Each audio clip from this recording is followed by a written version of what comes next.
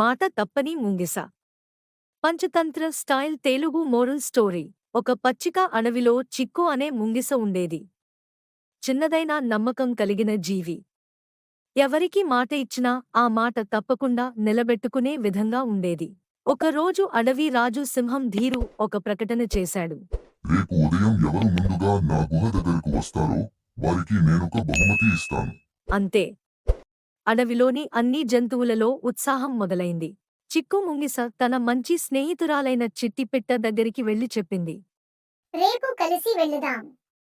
కానీ నువ్వు నిద్రలేవకపోతే నేను ఒంటరిగా పోతా. చిట్టి ఒప్పుకుంది. సరే.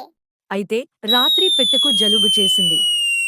పొద్దున్నే మెల్లిగా లేచి, ఓహ్, బాగా తల తిప్పుతున్నది, నేను రాలేను అన్నది. ముంగిస చిన్నగా నవ్వింది. కాని తాను ఇచ్చిన మాట తప్పక ఒంటరిగా లేచి పొద్దున్నే సింహం గుహకి చేరుకుంది. సింహం ఆశ్చర్యపోయాడు. ఓ చిన్న ముంగిసనా, నువ్వే ముందుగా వచ్చావా? ముంగిస నమ్రంగా నవ్వింది. సింహం దాన్ని మెచ్చి బహుమతిగా తేనెతో నిండిన తుప్ప ఇచ్చాడు. అంతేకాదు, సింహం అన్నాడు, ఈ ముంగిస మాట నిలబెట్టుకుంది.